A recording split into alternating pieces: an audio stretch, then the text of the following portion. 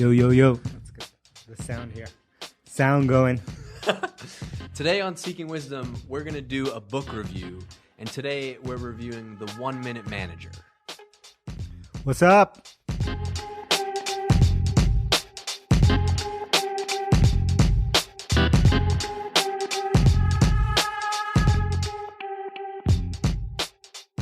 All right, so we want to do something new because we know we talk about books a lot on this podcast. We read a lot. We want Seeking Wisdom to be about learning and growing. And so we're going to start doing some book reviews. And the first one we're going to do is about a book. You sent it to me probably a week ago. You sent me a link. You said, this is a good one. You're kind of like the curator for me. It's called The 1 Minute Manager. It's published in 2003 by a guy named Kenneth Blanchard. And it's one of those good books because it's like 100 pages long, short. You just bang it out, kind of like managing oneself. It reminded me a lot of that book. Super similar to that. And this is what we're reviewing is the new 1 Minute Manager in 2003. It's based on on the original, which was just called The 1 Minute Manager. Don't know when that was published, but it's a very old book. Yeah. All right. So anyway, you might be listening right now and you're like, I didn't read this book yet. I don't need to listen to this episode.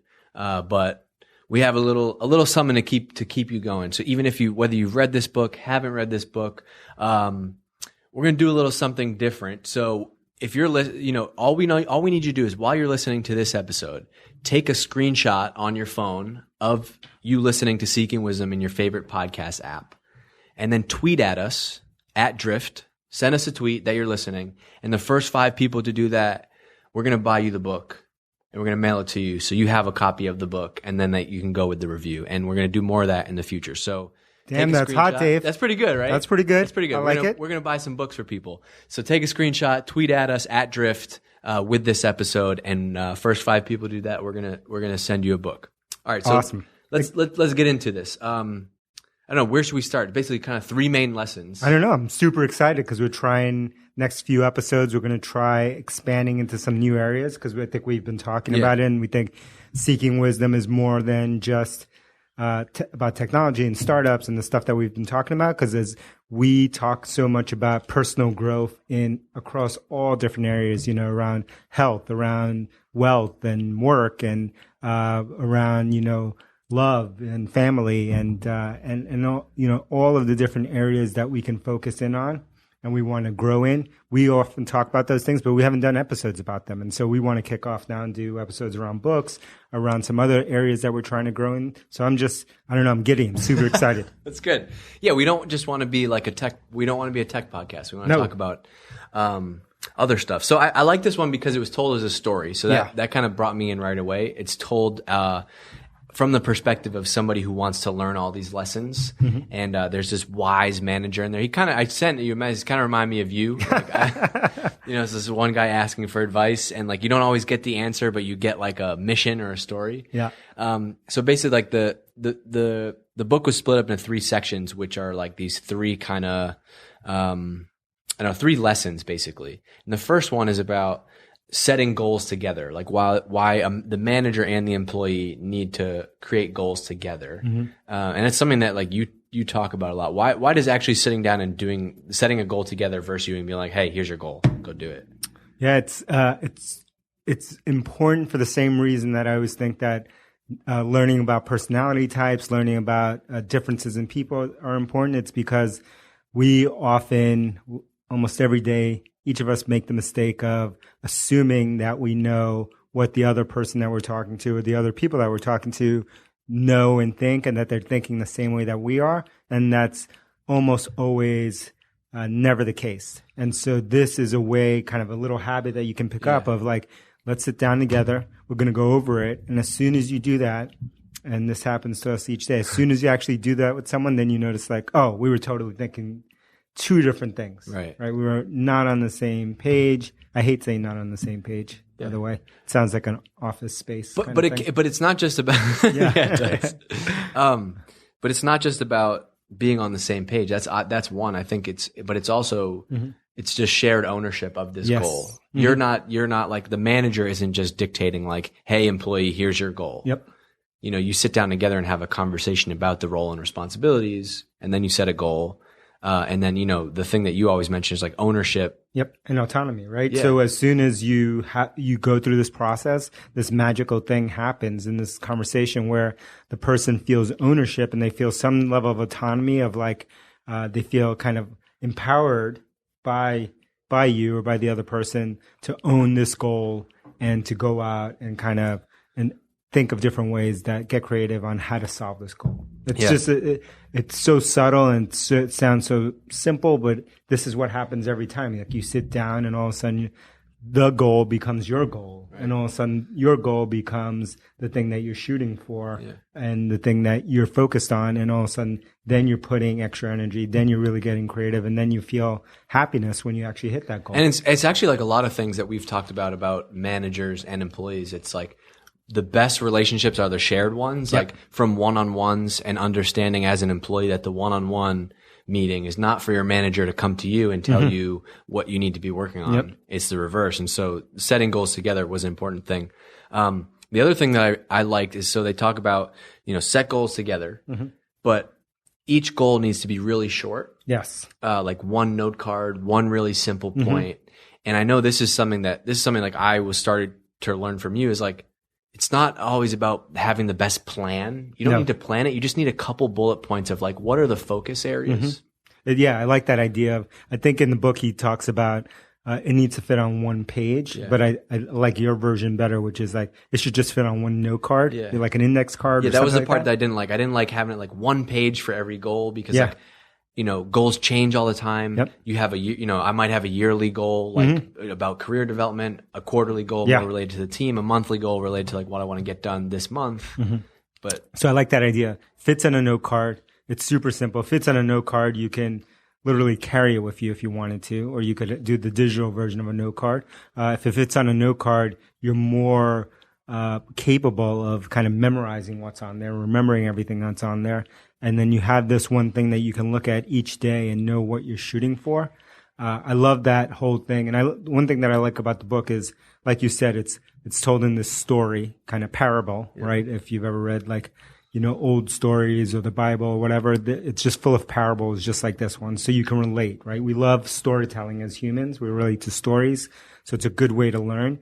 And then the other thing that I like about it is just it gives you 3 tactical things you can focus on as a manager, especially if you're a new manager or an old manager, whatever. Just 3 things you can focus on with your team, with people that you're working with that can lead you in the right direction. So it's not overwhelming like most business books. It's not going to give you 100 different things and case studies and whatever. It's just 3 simple things you can focus on to make you a better manager. Right. Like it'd be interesting to see everybody that's read this book, like their notes, because this is one of the few books where I bet you everybody's notes are the same. Yes. Because the point of the book is there's 3 lessons. Number 1 is set goals together. Yes. We just talked about that.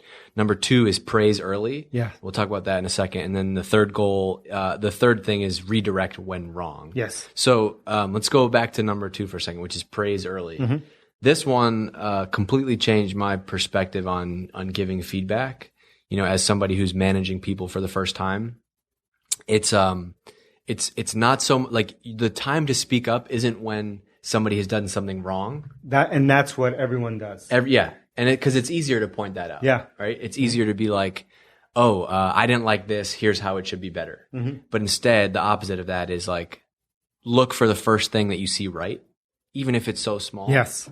And find that. Praise that. It's when you hear that, then you start to think of all different areas in your life where you're told the same thing, but you don't relate it back to business. Like, not this is probably a bad analogy, but if you ever get a dog, one of the things that you're taught pretty early, not that people are dogs, I'm not saying that, but is to praise good behavior, right? Instead of reprimanding bad behavior. So you want to reinforce the good behavior. And that's exactly what this lesson is. I love it, which is like especially for a new manager or you're managing a new person, where you want to spend the bulk of your time kind of one-on-one with them or spending time working daily with them is in the beginning, because you want to set the patterns correctly and you want to reinforce all that good behavior in the beginning and versus letting them kind of sink on their own in the beginning and always then negative. Always negative, and then jumping in and saying, you did this wrong, you did that wrong, you did that wrong. And you almost have more room to give someone harder feedback if you're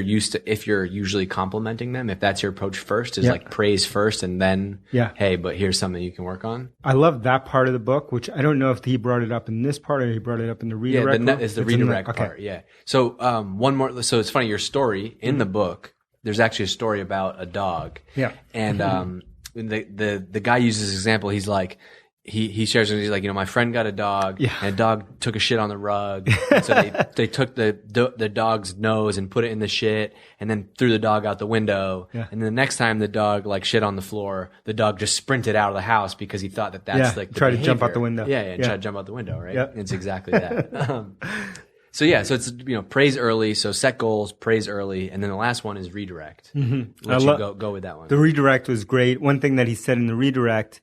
Actually, wait. What is explain what he means by redirect? It's give feedback, critical feedback, or Sorry. So by the way that he described redirect, or the way that I interpreted redirect, was that when you start out managing someone, it's better to start out. Harsh is not the right word, but more.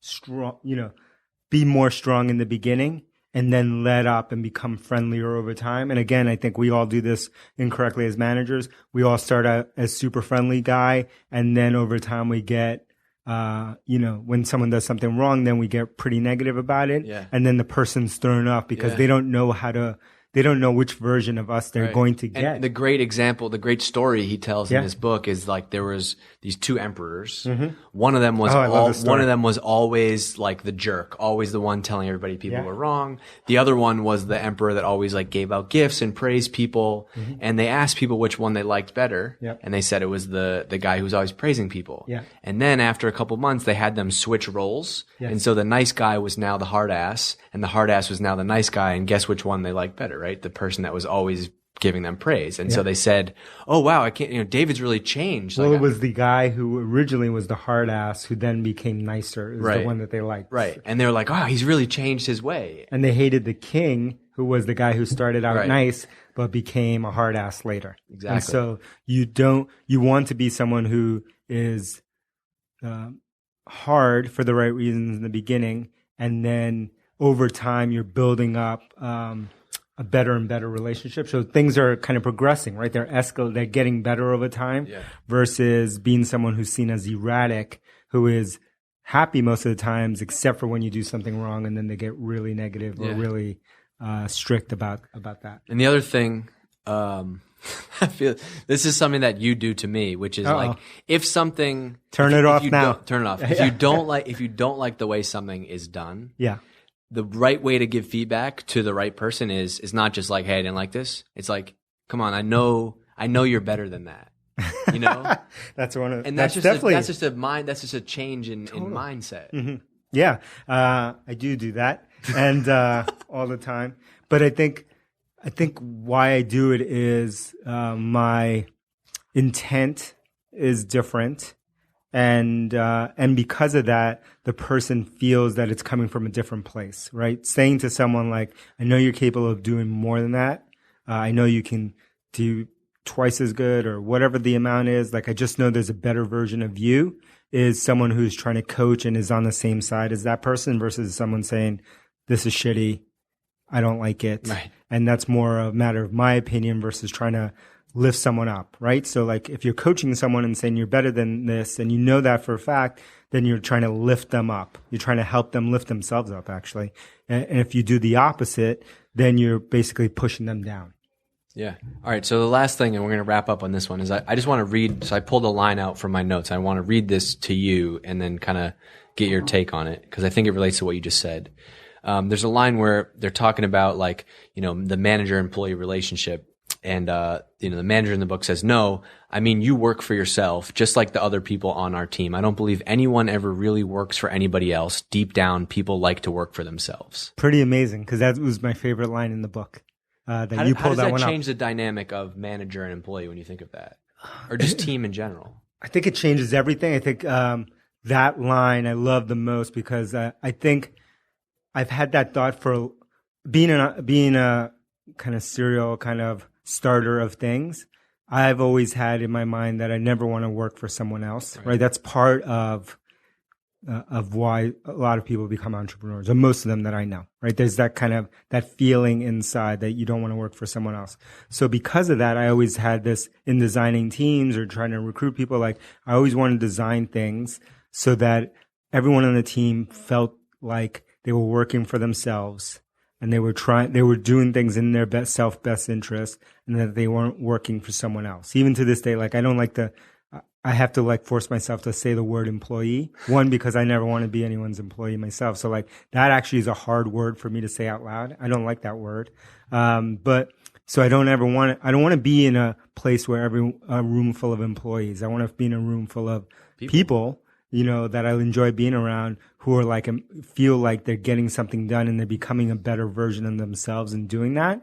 And yes, that'll help the company, but it'll help them more over the long term. So I think it changes when you have that perspective. Then it changes everything about how you design teams, how you think, how you incent people, what kind of people you recruit, because you have to recruit people whose personal mission aligns with whatever you're trying to do in the business, so that they're capable of doing it here. If my mission is to do something that is 180 degrees away from anything that I could ever do day to day at this company, then it's never going to work, right? You're never going to have those two things aligned. You're going to have someone who's wants to be artistic and wants to be a musician, but is, in finance and accounting here, right? And is never going to get to flex those skills here. It's probably a bad fit for them. Yeah, I love it. All right, so the book is called The 1 Minute Manager.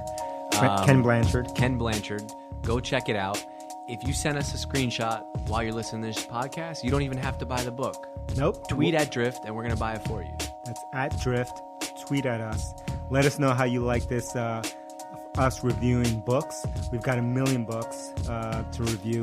Nonstop readers here. And let us know if you like this. 5-star reviews only. Only.